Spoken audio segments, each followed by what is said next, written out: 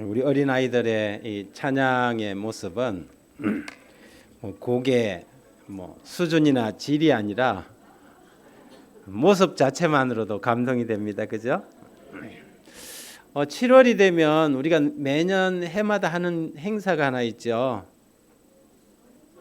여름 성경학교예요. 올해도 7월 셋째 주가 여름 성경학교를 어린이부와 성경학교에서 계획을 하고 있는데요.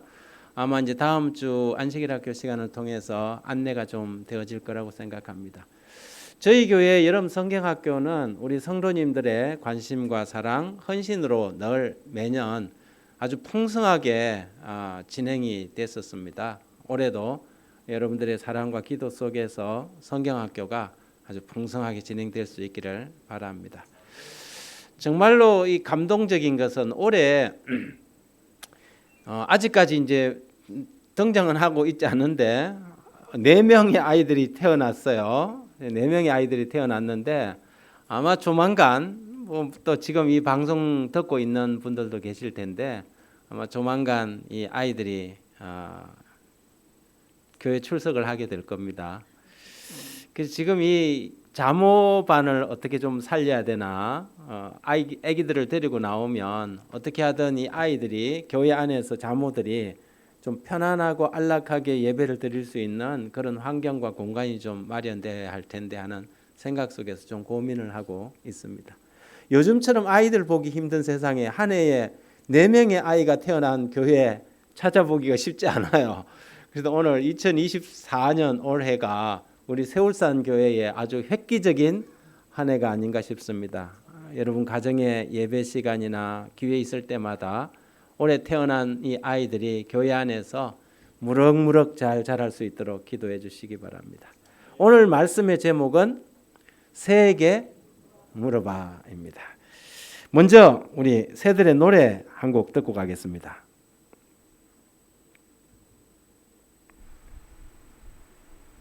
반갑습니다. 숲의 이야기를 전하는 숲해설가 숲이야기 김포씨입니다. 공원이나 숲에 가면 어디서든 흔하게 새들의 노랫소리를 들을 수 있는데요. 그런데 우리가 자주 듣고 있는 새소리지만 정작 그 새의 정체나 이름은 모르고 있는 경우가 많습니다. 그래서 오늘은 자주 들을 수 있지만 이름은 몰랐던 숲속 새소리 탑3를 영상으로 준비했습니다.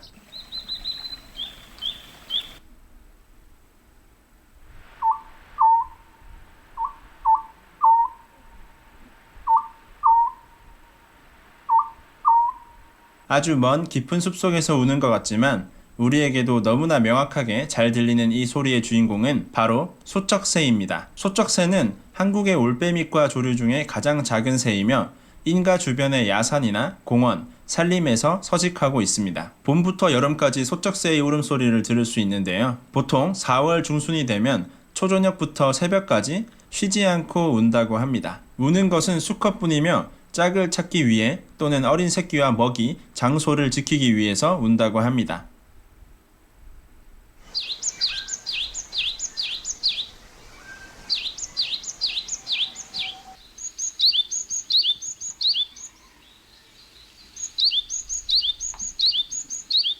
대문 앞만 나서면 들릴 정도로 흔한 새소리인데요. 알아맞추셨나요? 이 아름다운 새소리의 주인공은 바로 박새입니다. 참새목 박새과의 15cm 정도의 작은 새로 우리나라의 아주 흔한 조류 중에 하나입니다. 검정색 목에 흰 뺨으로 인상적인 특징을 가지고 있는 박새는 그 모습만큼 예쁜 소리를 갖고 있는데요. 번식 초반인 3월부터 울음소리를 들을 수 있다고 합니다.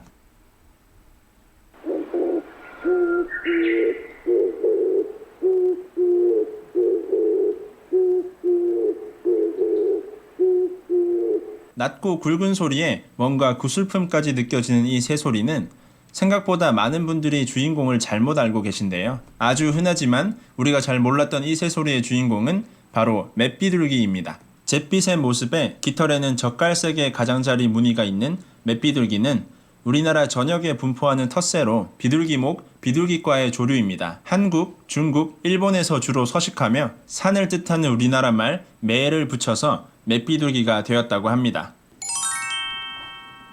오늘 새소리 어떻습니까? 이 3개 중에 몇 개나 맞췄어요? 여러분 아침에 일어나서 혹은 저녁 낮을 해그름판에 새들이 가장 많이 날고 새들이 가장 노래를 많이 하는 시간인데요. 우리 교회가 위치한 이 위치가 굉장히 새가 많아요. 새가 많아서 오늘 아침에도 찌르레기가 날아왔다 갔어요. 여러분들이 새들이 날아가면 사람들이 저게 뭐지 새다 그러는데 여러분 지나가는데 고구경 집사님 지나가는데 사람 지나간다 그러면 기분이 좋아요? 여러분도 기분이 나쁘잖아요.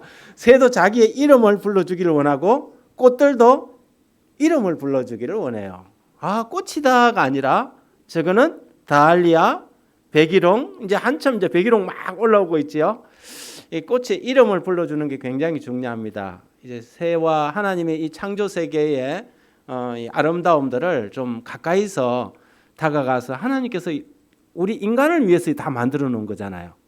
즐기라고 했더니 이거 새네, 꽃이네, 사람이네 이렇게 하면 안 된다는 거죠. 그래서 우리나라에 새들이 한국의 새들이 한 몇 종이나 있을 것 같아요? 여러분이 아는 것은 어떤 새들이 있어요?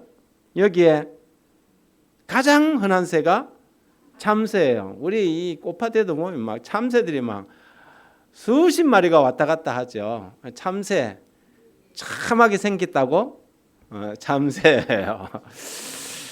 그 다음에 두 번째가 뭐냐면 딱분이 새라고 딱새예요. 이 새는 우리가 이제 우리 생활 주변에서 참새, 딱새, 박새는 굉장히 우리가 잘 볼 수 있는 새입니다. 참새도 몇 가지 종류의 참새가 있어요. 섬참새가 있고 집참새가 있고 꽃가 참새가 있습니다. 그리고 참새만큼 흔한 새가 딱새인데요. 이 딱새는 사람들에게 굉장히 친근합니다. 그래서 제가 옛날에 통영 있을 때 어떤 스님이 이렇게 연불 하면서 손을 이리이리 하면 먹이를 주면 손에 날아오는 새가 있어요. 그게 뭐냐면 딱새들이에요. 딱새들은 참새보다 훨씬 더 친근해 갖고 사람 손에도 앉기도 합니다. 그다음에 이제 이 박새인데요. 이 박새는 아까 들어보셨죠? 소리가 굉장히 아름답습니다. 저녁 낮에 보면 여기서 이렇게 막 참새는 짹짹짹짹짹짹짹짹 이래요. 그런데 박새는 뭐냐면 소리가 이렇게 소리가 아주 예쁘게 목소리가 나는데 그게 뭐냐면 박새예요. 박새는 조금 생긴 게 딱새보다는 박하게 생겼다고 박새입니다. 그런데 박새는 특징이 뭐냐면 볼때기가 이렇게 하얀 점이 있어요. 박새입니다. 그 다음에 이제 조그만 새 중에 하나가 이제 동고비라는 새인데요. 이 동고비는 무려 다른 소리를 10가지나 내요. 그래서 흔히 말해서 소리의 달새라고 그럽니다. 그래 이 동고비도 이렇게 가끔 한 번씩 우리가 볼 수 있는 새 중에 하나고요. 그 다음에 전봇대 같은데 아주 이렇게 소리 꽥꽥 지르는 새가 있어요. 그런데 이 새는 뭐냐면 참새 목에 속하지만 이 참새보다 조금 커요. 이게 뭐냐면 직박구리라 그래요. 여러분 이렇게 보면 가장 흔한 새 중에 하나예요. 조금 참새보다 큰데 생긴 거는 굉장히 터프가이처럼 영화배우 김영호 씨처럼 생겼어요. 그런데 아주 이렇게 보면 목소리는 별론데 이게 이제 직박구리라 그러고요. 이제 조금 더 덩치가 큰 새들이 우리나라에 이제 텃새로 사는 게 까마귀죠. 여러분 까마귀는 새들 중에 새 대가리라고 하면 절대 안 되는 새예요. 지능이 굉장히 뛰어납니다. 그래서 이 까마귀의 이 문제 해결 능력이 침팬지보다 뛰어난다 그래요. 나뭇가지를 이용해서 벌레를 잡기도 하고 빵조가리를 물에 띄워서 낚시도 합니다. 그래 빵조가리 같은 걸 터서야 딱딱 던져갖고 물고기가 딱 올라오면 탁 잡는다는 거죠. 그리고 지능 지수가 얼마나 높은지 아시겠어요? 굉장히 머리가 좋아요. 그래서 까마귀는 새 대가리라고 하면 안 되는 새인데 까마귀하고 호영호재하는 새가 한 마리 있어요. 뭐예요? 까짜 돌림이에요. 까치입니다. 까치는 굉장히 사나운데 까치 종류가 여러 가지가 있어요. 그냥 일반 그 까치가 있지만 물까치, 떼까치가 있는데 이 떼까치는 굉장히 사나워요. 그래서 사실은 맹금류들도 까치들에게 잘 덤비지 못합니다. 왜냐하면 애들은 때로 막 여러 마리가 덤비기 때문에 심지어 독수리가 이렇게 매 같은 것들이 잡아놓은 그 뭡니까 먹잇감도 까치들이 달라들어서 뺏어 먹기도 합니다. 그만큼 사납기도 하고요. 그 옆에 보면 가시나무에다가 뭘 꼽아놨어요? 벌레를 갖다가 다 창살 같은 데다가 떼까치는 쥐나 뭐 개구리 같은 걸 갖다가 딱 걸어놔요. 그 정도로 아주 뭐라 할까 잔인하다 할까 그런 게 이제 까치입니다. 이 까치도 어린아이 6살 정도의 지능이 될 만큼 지능이 높고 행동이 민첩해서 다른 조류들이 상대를 할 수 없을 정도라고 합니다. 그 다음에 까치하고 또 뒤에 치자가 같은 돌림인 어치라는 게 있어요. 아까 분에 그 무슨 새였습니까? 그 동고비는 소리의 달인이었지만 이 어치는 뭐냐면 음성 변조의 달인이에요. 이게 어치는 고양이 소리, 개 소리, 심지어 사람 소리도 흉내내는 앵무새나 구간조처럼 흉내를 얼마나 잘 내는지 성대묘사의 달인, 달새, 달인이 아니고 성대묘사의 달새라 할 정도로 어치는 아주 목소리를 잘 냅니다. 그리고 아까 이야기 그 보신 것처럼 밤이 되면 우우우 하는 비둘기도 집비둘기와 맷비둘기로 구분합니다. 집비둘기는 여러분 보시다시피 알록달록하게 이렇게 막 비단 모양의 그 우리 주변에 많이 있는 거고요. 맷비둘기는 젓갈색의 새를 이제 맷비둘기라고 하지요. 그리고 이제 찌르레기가 있어요. 찌르레기도 얼굴이 이제 하얀 점이 있는데 조그만한 게 오늘 아침에 보니까 찌르레기가 날아서 교회 이 탑 위에 딱 앉더라고요. 그래서 내가 우리 집사람 찌르레기 날아왔다 그랬는데 찌르레기, 황조롱이 또 대표적인 텃새가 여기는 이야기 안 했지만 꿩 같은 새들이 있습니다. 꾀꼬리도 있고 아직도 여기에 뭐 우리나라에 많은 텃새들이 있습니다. 이거 다 소개하기는 힘들고요. 욥기 12장 7절을 같이 한번 읽어봅니다. 시작. 이제 모든 짐승에게 물어보라. 그것들이 내게 가르치리라. 공중의 새에게 물어보라. 그것들이 또한 내게 말하리라. 욥은 자기의 처지를 잘 이해하지 못하고 이 뭐 도덕군자 같은 이야기만 자꾸 내뱉고 있는 친구들에게 하나님께서 이 온 우주를 주관하고 다스리는 그분의 주권에 대해서 새에게 물어봐라. 누구도 안다는 거예요? 새들도 알고 있다고 이야기를 합니다. 다윗은 시편 19편 1절에서 하늘이 하나님의 영광을 선포하고 궁창이 그의 손으로 하신 일을 나타내는도다 그랬어요. 욥이 12장 7절에서 새들에게 물어보라 그것들이 또한 내게 말하리라 하는 거하고 궁창이 그 손으로 하신 일을 나타내는도다 할 때 이 나타낸다는 말과 말하는다는 말이 히브리 말로 나가드라는 같은 이야기입니다. 새에게 물어보라 그것들이 또한 내게 말하리라.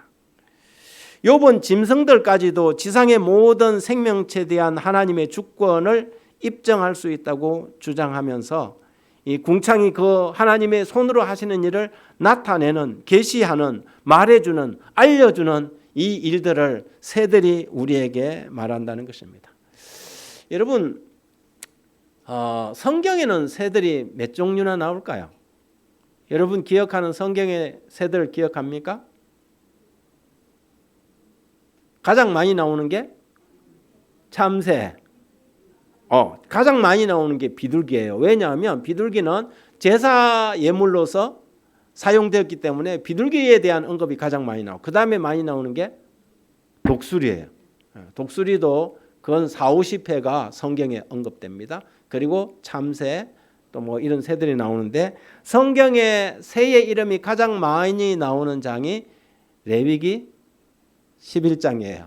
먹지 못하는 새들에 대한 기록이 쫙 나오니까 여기 보면 새 중에 너희가 가정이 여길 것은 이것이라 이것들이 가정한 적 먹지 말지니 이걸 먹으면 안 되는 새들이에요. 독수리와 솔개와 물수리와 주로 맹검류죠. 시체를 뜯어먹는 새들이에요.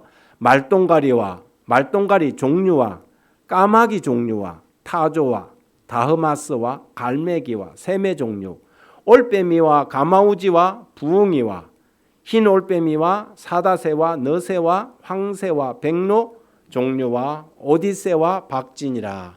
이것은 뭐 하지 말라고요? 가정한 적 먹지 말라고 언급하고 있습니다. 까마귀, 언제 한번 차를 타고 가는데 어떤 누가 그럼 물어요. 성경에 가장 먼저 나오는 새가 까마귀예요. 창세기 8장에 노아 홍수 후에 노아가 이게 물이 이제 말랐는지 싶어서 제일 먼저 내보는 새가 뭐예요? 까마귀예요. 까마귀는 보냈더니 돌아왔어요, 안 돌아왔어요? 안 돌아왔어요. 그래서 기다렸다가 다시 뭘 내보내요? 비둘기를 내보내요. 그러면서 그분이 여기서 까마귀는 무엇을 의미하며 비둘기는 무엇을 의미하나요? 묻더라고요. 그래서 제가 까마귀는 까마귀고 비둘기는 비둘기예요. 그렇게 이야기했어요. 여기 영적인 의미가 있는 게 아니고 성경을 사람들은 다 모든 성경을 다 어떤 은유적으로 해석하려는 유혹을 받아요. 그런데 그렇게 하면 아주 이상한 해석을 하게 됩니다. 그리고 특별히 한국 사람들은 까마귀에 대해서 별로 좋지 않은 이렇게 점수를 아주 박하게 줘요. 이름도 왜 까마귀라고 지었는지 몰라. 성은 까시고 이름은 마귀야. 새까매서 그런지. 그래서 이 까마귀에 대한 굉장히 나쁜 설명을 하려고 그래요. 그래서 뭐 까마귀는 뭐 악인들, 비둘기는 선인들, 뭐 까마귀는 멸망받는 사람들, 뭐 비둘기는 뭐 그렇게 해석하면 돼요? 안 돼요. 성경에 다른 성경에 까마귀에 대한 기록들이 부정적인 기록들이 거의 없어요. 까마귀를 다 긍정적으로 다 해놨단 말이죠. 그런데 사람들이 자꾸 까마귀는 나쁜 새, 비둘기는 평화의 새 이렇게 이분법으로 구분하려는 것은 성경을 잘못 해석하는 것입니다. 이 까마귀는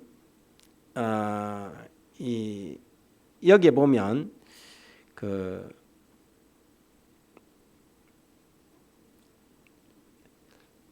열왕기입니까? 엘리야가 가뭄 때에 그리 시냇가에 비했을 때 하나님께서 누구를 보냈어요? 까치를 비둘기를 안 보내고 까마귀를 보내서 뭐예요? 선지자를 먹였어요. 어떻게 보면 하나님의 선한 일의 도구로 까마귀가 사용되었습니까? 사용되고 있잖아요. 그리고 여기 보면 뭐랬냐면 까마귀를 생각하라. 심지도 아니하고 거두지도 아니하며 골방도 없고 창고도 없으되 하나님이 기르시나니 너희는 이 새보다 얼마나 귀중하냐. 하나님께서 누구를 길러요? 까마귀를 기른단 말이죠. 뿐만 아니라 욥기서 38장 41절에 까마귀 새끼가 하나님을 향하여 부르짖으며 먹을 것이 없어서 허우적거릴 때 그것을 위하여 먹이를 마련하는 이가 누구냐 그랬어요. 까마귀 새끼가 막 할 때 그 먹이를 준비하시는 분이 누구라는 거예요? 하나님이시라는 것을 이야기한다는 말이죠. 그래서 성경의 까마귀는 부정적인 새, 흉조가 아니라 나쁜 새가 아니라 때로는 하나님의 돌보심과 사랑의 배려로 자라고 있는 새라는 사실을 우리는 발견하게 됩니다. 까마귀든 비둘기든 모든 생명체는 하나님의 지극한 사랑과 돌봄 가운데 있다는 것입니다. 특히 성경은 까마귀를 우리나라 이 속담이나 사자성어에도 반포지효라는 말이 있어요. 반포지효라는 게 무슨 말이에요? 반포지효. 까마귀 새끼가 자라서 늙은 어미에게 먹이를 물어다 주는 효라는 뜻으로 자식이 자란 후에 어버이의 은혜를 갚는 효성을 말한다. 그래. 까마귀는 새끼 때 어미가 자기를 키운 것 때문에 어미가 늙어서 사냥을 하지 못하면 새끼가 어미를 60일 이상을 먹인다고 그래요. 동물의 세계에서 유독 이 까마귀만이 늙은 부모를 뭐 해요? 복량한다 이 말이에요. 그래서 반포지효라는 이 사자성어가 있다는 거죠. 그래서 성경에도 보면 잠언 30장 17절에 아비를 조롱하며 어미 순종하기를 싫어하는 자의 눈은 골짜기에 까마귀에게 쪼이고 그랬어요. 효를 모르는 인간은 누구보다 못하다는 거예요. 까마귀보다 못하다 이 말이죠. 그러므로 우리는 까마귀에서 효를 배웁니까? 새에게서 물어보라는데 뭘 새에다 물어봐야 되나? 근데 까마귀한테 뭘 우리가 배워야 되느냐 하면 참된 사랑과 효를 배운다는 것이죠. 요즘은 돈 주지 않는다고 부모를 갖다가 살인하는 살인 사건들도 일어나고 어떤 자식들은 부모들을 돌보기 싫어서 차를 타고 가다가 그냥 바다에 추락사를 가장해 갖고 떨어지는 경우가 최근에 얼마 전에 있었죠. 참 이렇게 인간으로서는 상상할 수 없는 일들이 일어나고 있는데 오늘 성경은 공중에 날아가는 새한테 물어봐라. 새도 우리에게 이런 교훈을 주고 있다는 것을 이야기합니다. 두 번째 예레미야 8장 7절 같이 읽어봅니다. 시작. 공중의 학은 그 정한 시기를 알고 산 비둘기와 제비와 두루미는 그들이 올 때를 지키거늘 내 백성은 여호와의 규례를 알지 못한다. 참 이 성경에서 말하는 새에 대한 교훈들이 참 많아요. 이게 여기서 이야기하는 학과 비둘기와 제비와 두루미는 보니까 철새들을 이야기하는 것 같아요. 철새들이 이소를 하잖아요. 그죠? 장소를 옮겨가면서 하는데 이 철새들의 이 때와 시기가 얼마나 정확하게 이루어지는지 모릅니다. 특히 울산 같은 경우에는 떼까마귀들이 있잖아요. 철새 그죠? 12월이나 되면 쫙 날아와서 이 인근 경주 뭐 경남 일대에서 먹이 활동을 하다가 2월 말이 되면 또 어떻게 해요? 또 쫙 날아가요. 정확하게 시간을 지킵니다. 근데 이 철새들이 이소를 하는 데 있어서 때를 놓치는 철새들이 간혹 있어요. 다른 새들이 날아갔거나 다쳤거나 하면 결국 이소를 못해요. 자연에 방치되고 버려지면 이소를 하지 못한 새들은 대부분이 어떻게 됩니까? 고양이나 다른 들짐승에게 먹잇감이 됩니다. 성경도 오늘 하나님의 백성들에게 이런 경고를 줍니까?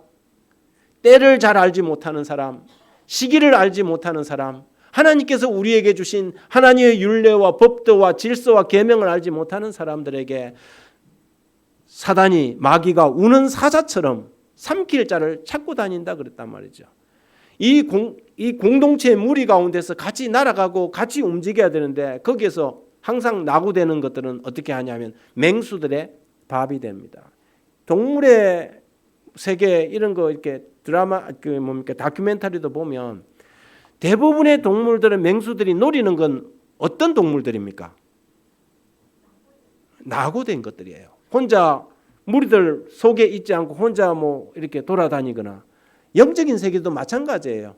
왜 우리가 이 마지막 때에 모이기를 패하는 어떤 사람들과 같이 하지 말고 더 모이라고 이야기하느냐? 왜 우리가 가능하면 이 오프라인 예배에서 예배를 같이 드리고 영적 교제와 친교 속에서 살아가도록 하느냐 하면 여러분 혼자서 신앙하고 혼자서 이리 하면 잘 살 것 같지만 전혀요. 그러다 보면 영적으로 쇠약해지고 결국에는 영적인 이 공격을 받게 되는 것입니다. 여기에서 공중에 아마 이 성경을 번역하는 사람들이 이 새에 대해서 조금 무지한 사람들 같아요. 그래서 여기서 공중의 학은 그 정한 시기를 알고 할 때 이 학이라는 단어는 정확하게 번역하면 황새라고 바꿔야 합니다. 학이 아니고 왜냐하면 학과 두루미는 같은 새예요. 그 뒤에 보면 산비둘기와 제비와 두루미는 할 때 두루미 이건 학 맞아요. 그런데 지금 공중에 학은 했는 거 이 사람이 이제 새에 대해서 모르니까 학과 두루미를 같이 넣어놓고 다른 새를 그 원어는 쓰고 있거든요. 그래서 공중에 항새라고 하는 것이 맞을 것 같습니다. 여기서 지금 지적하고 있는 부분은 뭐냐면 내 백성은 여호와의 규례를 알지 못한다. 여러분, 때와 시기에 대한 하나님의 법이 있습니까? 안식일의 법이 그거잖아요. 하나님께서는 오늘 우리들에게 정확한 때를 지키고 이소를 하는 이 새들을 향해서 너희가 공중의 새에게 물어봐라. 그들이 너희에게 말하리라. 철저하게 규칙과 질서를 따라 움직이는 새들과 하나님의 율법과 계명을 어기고 범하는 이스라엘 백성들을 대비해서 이야기하고 있는 것입니다. 새들은 자신이 날아가는 목적지를 향해서 정확한 시기에 이소를 하게 됩니다. 새들은 자신들의 목적지가 한 곳에 머물러서 거기서 텃새처럼 사는 것이 아니라는 것을 이 철새들은 이야기해 주죠. 그런데 여러분, 이 새 철새들이요, 먼 곳으로 날아가기 위해서 뭣도 해야 돼요? 이렇게 먹이 활동을 잘해야 돼요. 그렇지만 너무 많이 먹어도 어떻게 해요? 날아가는데 살이 쪄갖고 못 날아가요. 그래서 절제가 필요해요. 먹는 것도 절제가 필요하죠. 우리 그리스도인의 생활도 비슷해요? 비슷해요. 여러분, 철새들이 막 이 V자를 그리고 쫙 날아가고 할 때 참 신기한 것은 새들이 순서를 바꿔요. 제일 앞에 가는 새가 바람을, 공기 저항을 제일 많이 받잖아요. 그러면 어떻게 하냐면 지치면 그게 뒤로 빠지고 또 뒤에 있던 새가 앞으로 나와서 먼 수만리를 날아가면서 그들이 뭐 하냐면 질서 있게 날아가요. 우리가 하늘 가나안을 향해서 날아가는 새들처럼 지금 순례를 하고 있는데 질서가 있어야 돼요. 교회 안에서도 어떤 특정한 사람들에게만 너무 많이 짐을 맡겨놓는 것도 바람직하지 않아요. 그것이 새가 우리에게 이야기하는 거예요.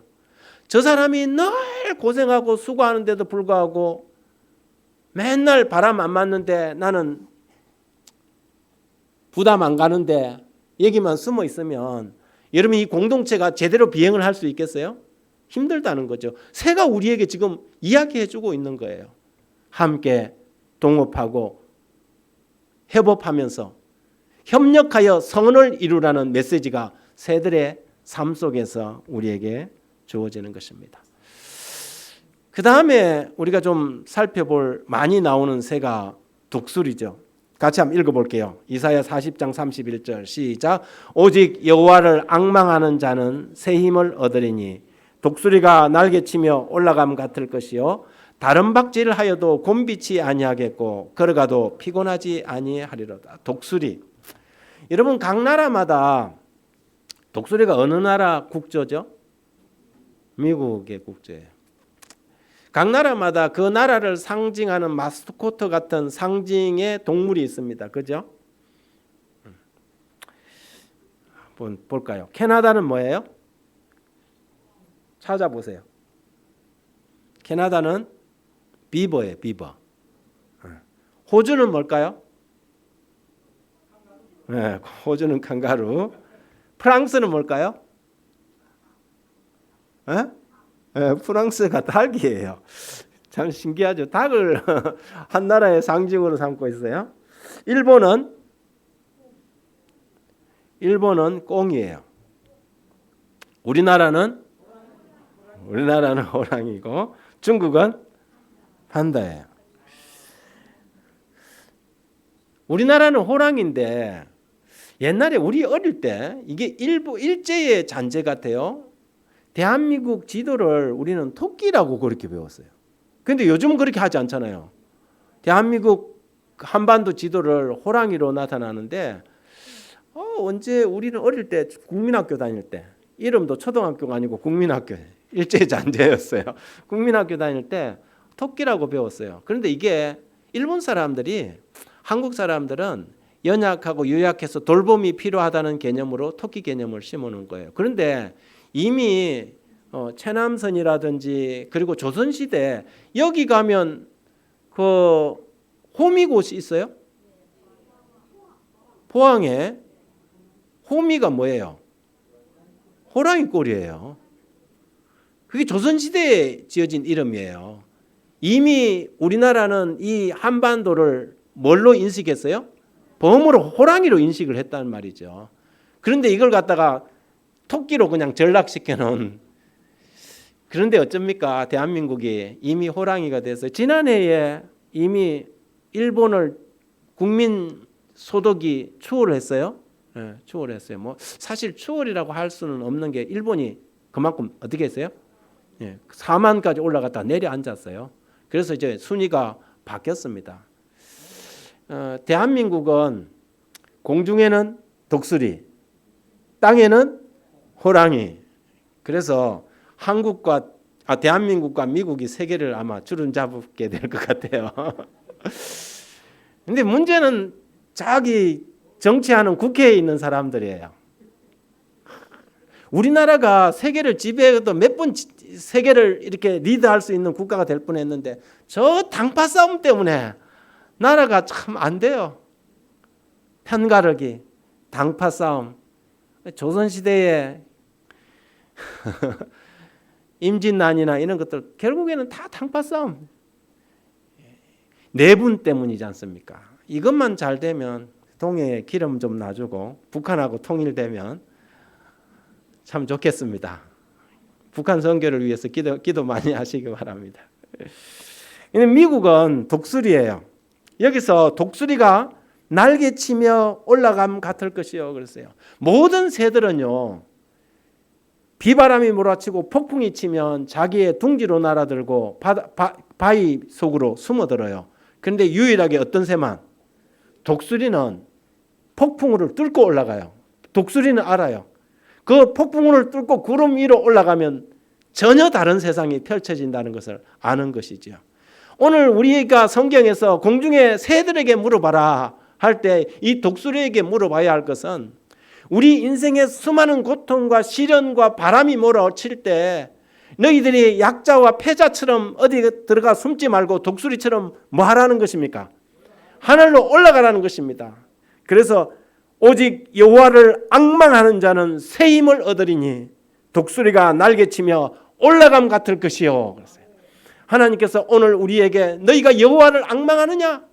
그러면 독수리와 같은 사람이 될 수 있다는 것을 우리에게 이야기해 주는 것입니다. 모든 새는 폭풍우가 몰아치고 비바람이 거세지면 둥지로 몸을 피하지만 독수리만이 구름을 뚫고 올라가서 그 화창한 하늘을 바라보게 된다는 사실을 말해줍니다. 마지막으로 새 하나를 좀 더 소개합니다. 가장 흔한 새. 무슨 새? 참새. 여기 첸이라는 사람이 시를 하나 썼어요. 제가 한번 읽어볼게요. 울새가 참새에게 말했습니다. 나는 정말 알고 싶어. 왜 이 근심 많은 인간은 이토록 안절부절 바쁘게 사는지. 참새가 울새에게 대답했습니다. 친구야, 내 생각엔 그들에게는 하나님 아버지가 안 계신 게 분명해. 너와 나를 돌보시는 그분 말이야. 참 인간 세계를 바라보며 울새와 참새의 대화를 하나의 시처럼 이렇게 이야기하고 있습니다. 여러분 이게 뭡니까? 깍두기. 여러분 깍두기라는 단어를 어디에서 씁니다. 그죠? 제가 사람들은 저를 보고 딱 보면 운동을 잘하게 생겼나 봐요. 그런데 제가 사실은 구기 종목 운동에는 젬병이에요. 공으로 하는 건 정말 못해요. 축구도 못하고 야구도 못하고 배구도 잘 못해요. 어린 시절에 논바닥에서 축구를 하면 동네 아이들끼리 편먹어갖고 축구하잖아요. 그러면 이제 동네에서 공 제일 잘 차는 애들이 이제 나와갖고 가위바위보 해갖고 한 명씩 데려가. 맨 마지막에 데려가는 사람이 저였어요. 그 다음에 숫자가 안 맞으면 깍두기로 끼워주는 게 저였어요.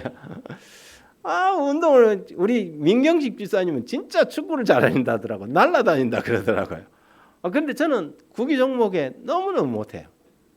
그러니까 항상 뭐냐면 주눅이 들고 운동할 때 되면 아주 그냥 열등감이 쩔어갖고 항상 기죽었어요. 그래서 저는 늘 뭐냐면 깍두기였어요. 깍두기. 자존감에는 두 가지의 이 극단적 이 감정이 있어요. 하나는 우월감이고 하나는 열등감이에요. 우월감은 자기를 과대평가해요. 그죠? 별로 아무것도 아니면서 막 자기가 뭐나 되는 것처럼 막 이런 사람, 우월감이 뛰어난 사람이 있어요. 그다음에 또 열등감이 있어요. 여러분, 사람 위에 사람 없고 사람 아래 사람 없고 다 이렇게 총량의 법칙이라는 게 있어요. 그 사람이 그건 뛰어나지만 또 한쪽은 뭐예요? 약한 데가 있어요. 저도요, 어느 순간에 제가 그렇게 자존감이 쩔어 있던 사람이 운동에서 우울감이 쫙 이렇게 열등감이 사라지고 이렇게 자존감이 높아진 적이 한 번 있어요. 그게 뭐냐면 하동에 그 씨름 선수들이 와갖고 섬진강변에서 씨름을 하는 거예요. 근데 제가 구기 종목은 못 하는데 어느 날 동네 친구들하고 씨름을 이제 막 선수들이 와갖고 씨름을 하니까 씨름을 하자 그래갖고 씨름을 했어요. 제가 우리 동네 막 선배들 막 덩치 저보다 큰 애들까지 다 넘겼어요. 그 뒤로부터 씨름에 관해서는 우리 동네에서 제가 최고예요. 짱이에요, 짱. 제가 내가 운동을 못하는 게 아니구나. 저도 잘하는 게 있더라고요. 그래서 여러분 교회에서도 어디에서도 저 사람 저거 잘하니까 최고 잘한다 아니에요. 그 사람은 그것을 잘할 뿐이에요. 하나님께서는 사람들에게 은사를 아주 공평하게 나눠주셨어요. 그런데 너무 많은 열등감에 쩔어서 나는 이것도 못해 저것도 못해. 새들에게 물어봐라. 새들도요, 독수리는 독수리대로, 참새는 참새대로 자기들의 역할이 있고 자기들이 잘할 수 있는 것이 분명히 있다는 사실을 우리는 깨달아야 합니다. 혹 여러분 가운데 나는 깍두기 같은 존재라는 생각을 가지고 열등감에 쩔어 사는 사람이 있습니까? 그럴 필요 없어요. 그 사람에게도 잘하는 뭔가가 분명히 있기 때문입니다. 인간의 능력에는 별로 차이가 없습니다. 영국에서 일어났던 사건이에요. 학년이 바뀌면 이렇게 이제 올라가서 반편성을 하고 하잖아요. 영국에서 이제 이 학교는 우열반을 이렇게 공부를 좀 잘하는 애들은 모아서 그 수준별, 능력별 뭐 이렇게 하는 거 있잖아요. 그런데 컴퓨터 이 기록 착오로 우열반을 열등반이 되게 하고 열등반을 우등반이 되게 이게 잘못한 거예요. 그동 한 5개월 동안을 이걸 몰랐어요. 그리고 공부 잘하는 애들이 열등반에 가서 공부를 하고 공부 못하는 애들이 우등반에 가서 공부를 한 5개월 했는데 5개월 만에 이게 밝혀진 거예요. 그래갖고 이거 뭔가 잘못됐다. 그래서 다시 시험을 치게 한 거예요. 그런데 놀라운 사건이 발견했어요. 결과가 나왔어요. 열등반에 가서 공부 잘하는 아이들이 성적이 확 떨어졌고 우등반에 가서 공부 못하는 아이들이 성적이 5개월 만에 다시 쳤더니 착 올랐다는 거예요. 뭘 이야기해줘요? 사람이 뭐 그렇게 처음 나면서부터 대단한 건 아니에요. 이 아이를 어떻게 격려하고 어떻게 해주는 데 따라서 이 아이가 뭐 할 수 있다는 거예요? 성장하고 발전했던 게. 너는 아예 깍두기다 하면 제가 그랬어요. 제가 축구할 때 처음에 뭐 친구들하고 할 때 못하는 걸로 딱 평가되고 나니까 저한테 공이 와도요 몸이 잘 안 떨어져요. 말을 안 들어. 그래서 헛발질을 하기 일쑤야. 그런데 제가 씨름을 하고 난 다음에 저도 운동할 수 있는 그게 있다는 걸 알고 난 다음부터는요 축구할 때 그렇게 과거처럼 헛발질 많이 안 하게 되더라고요. 왜? 나도 운동신경이 있어. 이런 생각이 드는 거죠. 그래서 제가 이제 수영도 하고 뭐 이렇게 하면서 내가 뭐 특별하게 이 부분은 잘 못하지만 그렇게 못하는 것은 아니라는 것을 알게 된 거죠. 이 우열반의 이 뒤바뀐 이 사건이 하나님께서 오늘 우리에게 이야기를 하는 메시지가 그거예요. 너는 아무것도 할 수 없고 너는 그렇게 열등감에 쩔어 살 필요가 없다는 거죠. 너도 내가 고귀한 존재로 만들었고 내가 너를 돌보고 있다는 사실을 이야기하는 거예요. 여기 누가복음 12장 6절에 보면 참새 5마리가 2아사리온에 팔리는 것이 아니냐. 아까 마태복음에는 보니까 참새 2마리가 1아사리온에 팔리는 거 아니냐 그랬는데 누가복음 12장에는 참새 5마리가 2아사리온에 팔리는 거 아니냐. 예수님께서 그 제자들과 사람들에게 이 비유의 말씀을 할 때 그 옆에 나무 가지에 참새가 이 이야기를 들은 거예요. 이 참새는 늘 열등감에 찌는 목소리도 안 좋아. 참새는 목소리도 아까 뭐 박새처럼 막 아름다운 것도 아니고 그렇다고 해서 덩치나 커요? 덩치도 작아. 까마귀처럼 덩치도 크면 뭐 지가 뭐 힘으로라도 늘 건데 덩치도 작아. 목소리도 그래. 흔하디 흔한새예요. 그래서 한 마리로 깍두기로 끼워주잖아요. 원래 2마리가 한 아사리온인데 5마리를 2 아사리온에 팔았으니까 한 마리는 뭐예요? 깍두기예요. 그런데 그 다음 예수님의 말씀에 귀가 번쩍 뜨였어요. 그러나 하나님 앞에서는 그 하나도 그 깍두기도 잊어버린 바 되지 아니하느니라. 그리고 난 다음에 예수님께서 너희는 많은 참새보다 더 귀하니라 하물며 너희일까 보냐. 오늘 참새가 우리에게 주는 교훈은 그거예요. 열등감. 이것을 극복하는 비결은 하나님의 사랑이라는 거죠. 우리가 아무리 부족하고 아무리 좀 능력이 떨어지고 아무리 달란트가 없는 것처럼 보여도 하나님께서 우리를 잊어버리지 않는다는 사실이죠. 오늘 성경은 우리에게 새들에게 물어보라는 이 메시지를 우리에게 남기고 있습니다. 까마귀처럼 우리가 머리가 좋지도 못하고 외갈이나 칠면조처럼 덩치가 큰 것도 아니고 휘파람새처럼 목소리가 아름답지 않아도 괜찮습니다. 하나님께서 그럴지라도 우리 한 사람 한 사람을 기억하고 있습니다. 어떤 사람은 그런 생각이 들 거예요. 나는 교회에 와갖고 뭐 재산이 많아서 헌금을 많이 하는 것도 아니고 그렇다고 해서 내가 재능이 많아서 교회 앞에 나가서 뭐 봉사를 많이 하는 것도 아니고 그러니 나 같은 게 뭐 교회에 필요하겠냐 이런 생각을 하는 깍두기 참새 같은 여러분들이시여 하나님께서 아니라고 이야기합니다.